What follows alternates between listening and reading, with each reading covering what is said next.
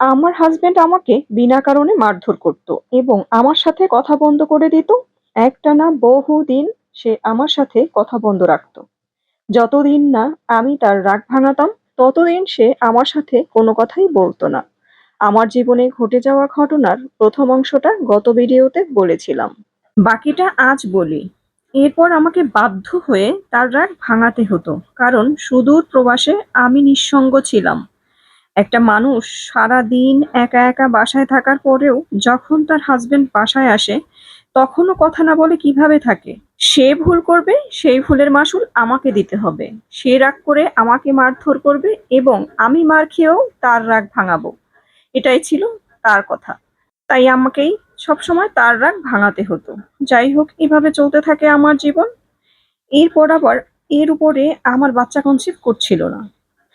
তখন আমার মনে হতো, আল্লাহ যদি আমাকে একটা বাচ্চা দেন, তবে আর আমার জীবনের এই সকল ঝামেলা থাকবে না। একটা বাচ্চার জন্য আমি পাগল প্রায় হয়ে গেলাম। কত রাত জেগে আল্লাহর কাছে কান্নাকাটি করেছি, একটা বাচ্চা চেয়েছি।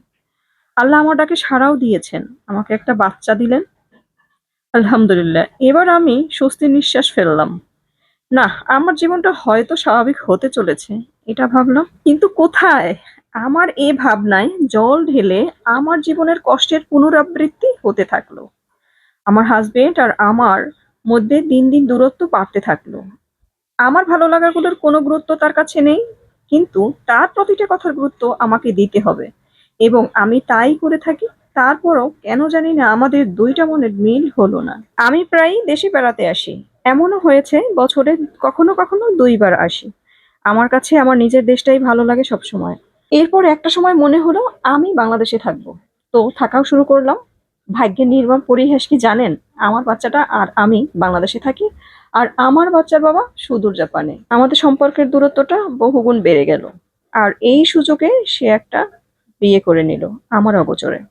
আমি ব্যাপারটা কোনোভাবে গোপন সূত্রে জানতে পারি এবং তাকে জিজ্ঞেস করি। সে আমার কাছ থেকে ব্যাপারটা একদমই এড়িয়ে গেল। তারপরও আবারও জিজ্ঞেস করলাম।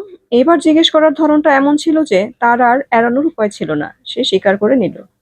এরপরে যে ব্যাপারটা হলো, আমাদের সমাজ, পরিবার যে কথাগুলো বলে আমাকেও সেই একই কথা শুনতে হলো। এটা কোনো ব্যাপার হলো? পুরুষ মানুষ আরেকটা বিয়ে করেছে, তাতে কি? এমন কি হয়েছে? সে যদি চালাতে পারে সমস্যা কি? তোমার ভরণ-পোষণ তো সে দিচ্ছে, তাহলে আর কি? তার মানে কি দাঁড়ালো? আমরা মেয়েরা শুধু ভরণ-পোষণ পেলেই সন্তুষ্ট থাকবো। ভরণ-পোষণ পেলে আর কোনো কথা বলা যাবে না। তো আমি সমাজ ও পরিবারের বুঝে বোবা হয়ে সয়ে গিয়ে রয়ে গেলাম বাচ্চাটার জীবনের দিকে তাকিয়ে। তো আজ এ পর্যন্তই। সবাই ভালো থাকবেন। আল্লাহ হাফেজ।